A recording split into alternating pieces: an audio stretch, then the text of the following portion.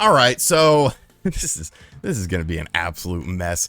I can already sense it. Let's try to lay down some etiquette for the comments section of this video, because it's going to be absolutely ridiculous. I can already sense it, but it's something that I was hesitant to talk about, but I'm a big believer in people being able to talk about things and, you know, talk with people of opposing viewpoints and coming to some sort of conclusions and coming to some sort of respectable conversation. And that's what I would like to see in the comment section of this video. Respectable conversation. Understanding that not everyone is wired like you, not everyone thinks like you, and not everyone views the world like you. Don't be racist, don't be homophobic, don't be any of those things. Just be a decent individual talking about this in the comment section, because it's going to be a very hot topic. And I'm not someone who likes to stray from hot topics. I'm someone who believes in, like I said, talking things out in a respectful manner. I don't understand this whole mindset of people on Twitter that I constantly run into, because I am, you know, someone who does a lot of video game stuff, who just shuts you down immediately if you go any sort of way beyond their viewpoints, beyond their thinking points. I'm gonna block you. We're not gonna have this conversation. It's like, what is wrong with you? Are you a child? Is this a elementary school playground? Because someone likes Spider-Man instead of Batman, you're no longer their friend? It's a bizarre thing. But let's get everything back full circle with this, because this morning, Saudi Arabia, which is a country, you know, a lot of controversy with the country, just bought a 5% share of Nintendo. And of course, the internet is having an absolute meltdown. Now, I can understand why people would be offended by this and won't like it. There's nothing wrong with that. However, as we will learn in this video, this is a business thing. This is a business thing. This is a factual business thing that, although your feelings might not go along with these facts, at the end of the day, factually, it was a business decision. So Saudi Arabia, you know, it's a country. There's some nice landscape, but there's also a lot of things that human rights are not applicable to in this country. Now, do I think it's, you know, they're trying to make things a little bit better from the old regime? I mean, maybe. You know, you look at the WWE stuff, and obviously WWE is getting paid. They're not doing it out of the goodness of their heart.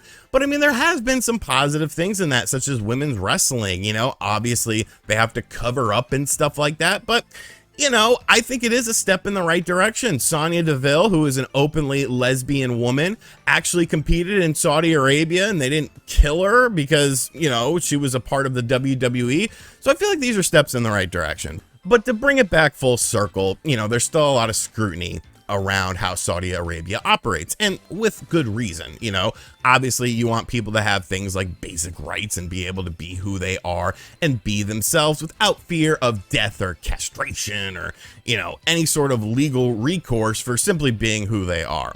Saudi Arabia bought 5% of Nintendo this morning, and of course everyone is freaking out about this. So I want to talk about this, show you guys the information, and then just sort of give my opinion on it. I'm not saying my opinion is right. I'm not saying my opinion is wrong. It is simply my opinion on it. So let's dive into it. All right, so this is coming to us from Bloomberg. Obviously, you see the Bloomberg up there. Saudi Arabia's PIF adds games push with 5% Nintendo stake. Now, the PIF is the Public Investment Fund, which took a 5.01% stake in Nintendo, its third investment in Japanese games companies as the industry consolidates.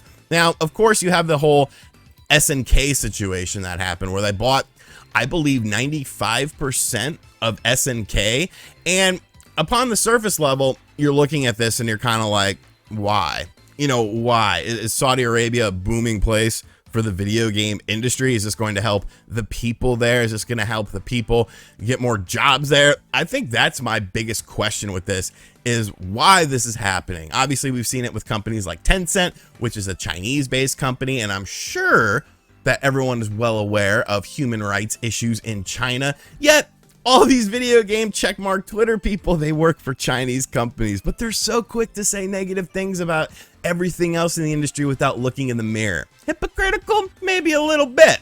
The PIF, as the 500 billion fund is known, and the Nintendo purchase was made for investment purposes, according to a filing from the Japanese Finance Ministry of Defense, Ministry of Darkness.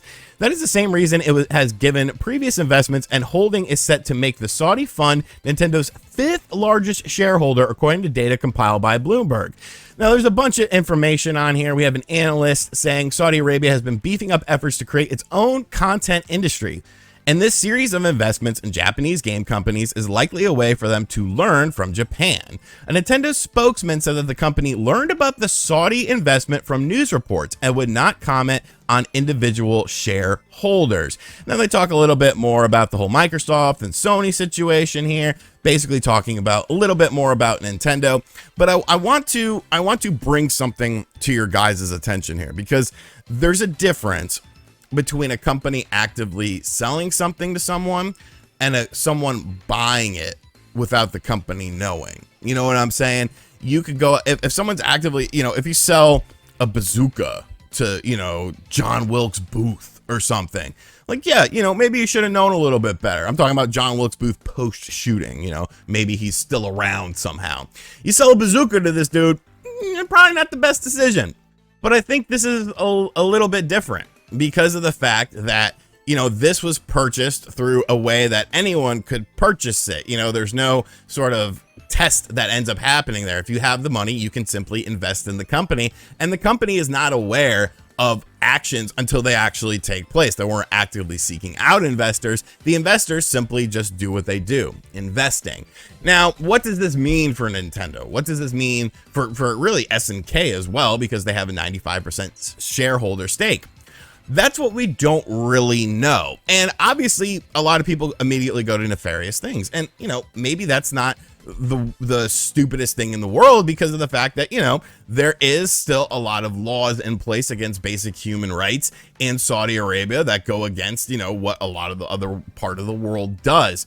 And that's fine. You could definitely think that there are nefarious things happening with it, but you can also think that maybe they're just trying to expand to potentially become a better place, to potentially give more opportunities to people there to have things like jobs in the video game industry. It's not like Saudi Arabia is really going to have a massive impact on Nintendo with a 5% thing. Yes, they're one of the largest shareholders in there, but it's not like you're going to see Birdo disappear or something like that, because the Saudis don't like Birdo, and they don't like Birdo's lifestyle. And I mean, Birdo's a cool character. I like Birdo. So, it makes sense to be hesitant towards it, and it makes sense to be, skeptical of it. But the thing I always try to take away from this is kind of like the whole, video I made about Russia and Ukraine. The policies of the government aren't necessarily indicative of the policies of the people.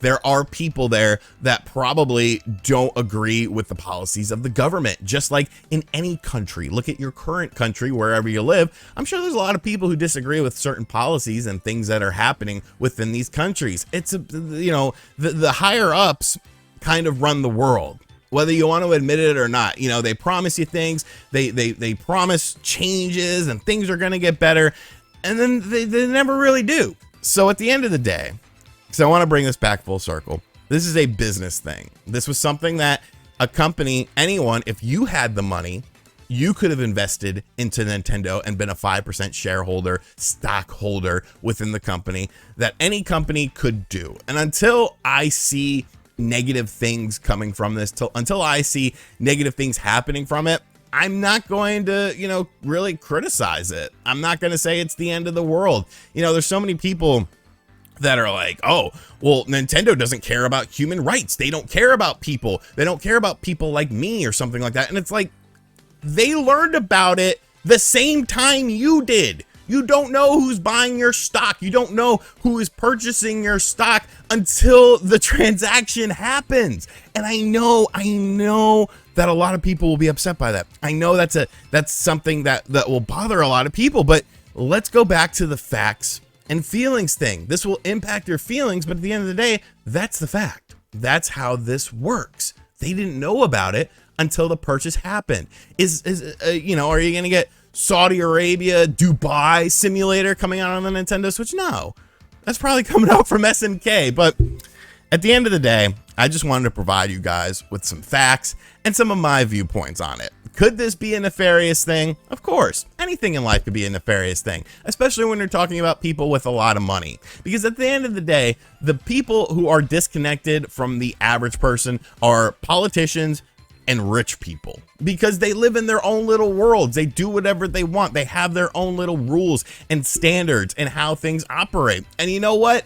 It's not ideal, but it is what it is. So I don't know. I just know that this comment section is going to be very spicy.